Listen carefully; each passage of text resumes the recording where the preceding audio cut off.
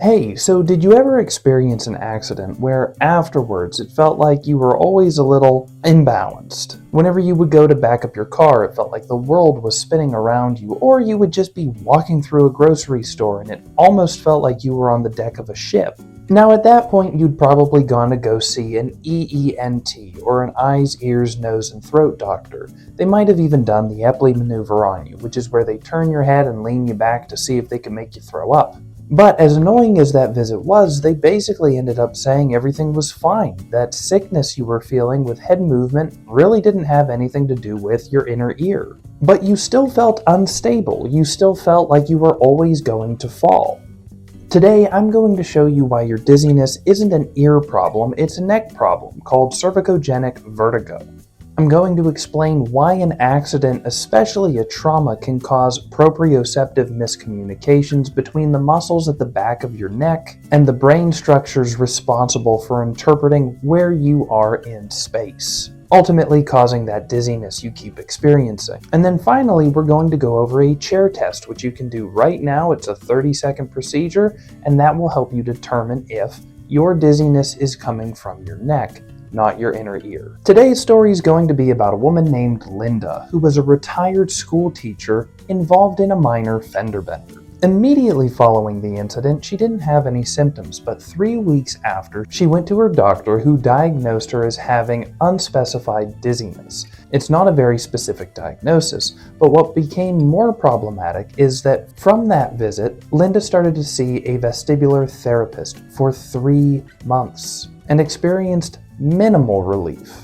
Now, eventually Linda ended up coming to my office, which is typically when people are pretty desperate and looking for a final Hail Mary pass to get some results with their issue.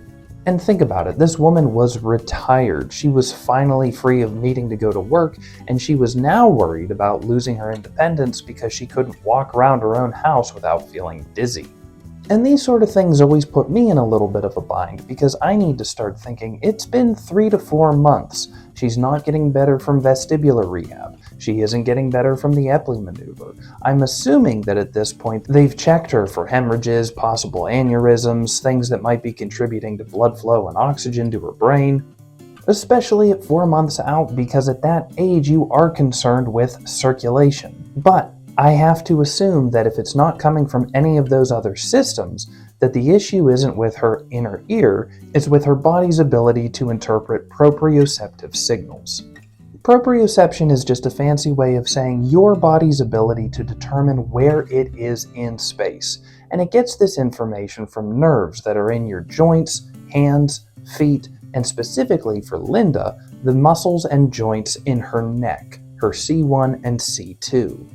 Now, the first thing we did was a neurological test to see if she could march in place with her eyes closed and seeing if that would cause her to move forward, back, or lose her balance. Because once you take your eyes out of the equation, what your body does gives me a better idea of what your ears and your neck are telling your brain it actually thinks is going on. And what we found from that test was that Linda's brain constantly thought that she was tilted, even whenever I was able to see she was standing perfectly straight.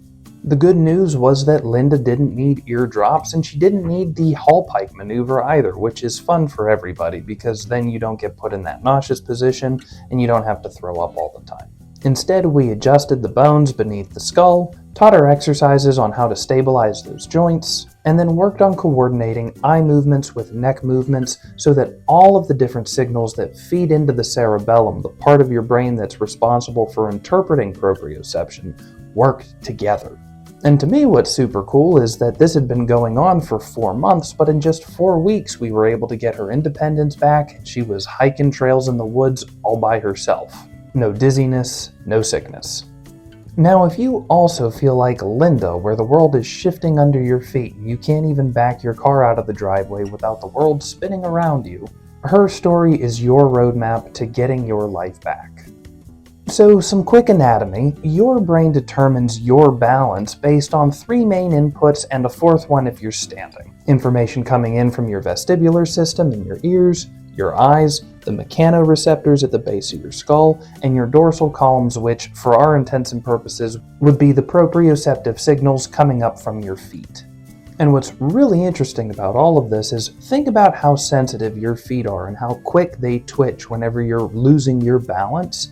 Now imagine that the nerve density is actually thicker in these muscles at the base of your skull than the ones in your feet, which are sensitive to things like touch, shifts in balance, and are responsible for all the different types of terrain you go over. Steps, down hills, going sideways, all of that is managed in these muscles at the base of your skull.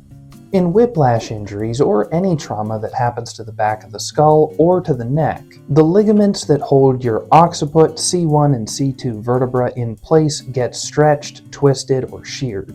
And what that means for your dizziness is that your eyes might say you're level, your ears might say you're level, your feet might be perfectly balanced. And heck, your C1 and C2 might actually be perfectly straight, but if the ligaments are offset, they're still going to send a signal that says, we're crooked.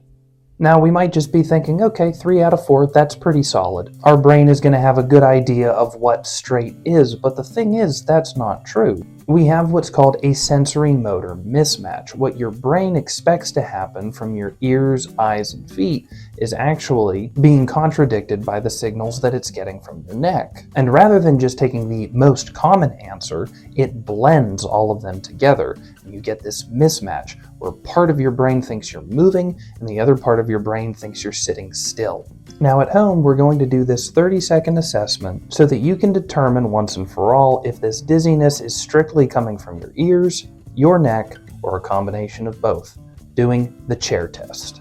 For this to work, you're going to need to find a roller chair, mainly so that it can swivel left and right. That's the most important part of this.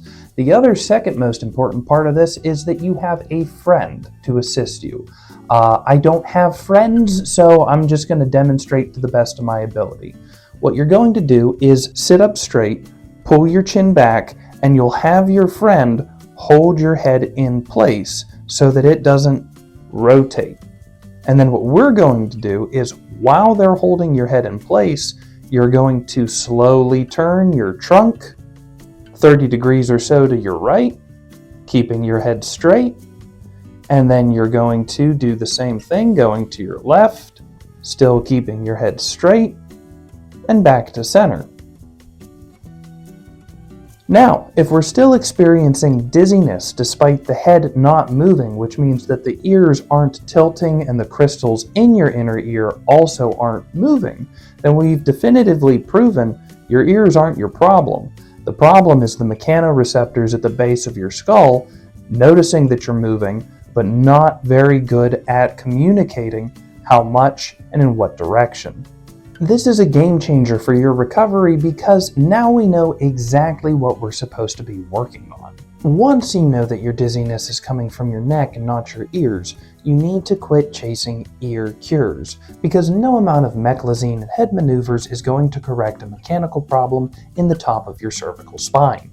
Now, if you did just fail the chair test, I want you to start by downloading the free post-traumatic assessment. It includes a specific dizziness tracker so that you can see which different head positions agitate your dizziness.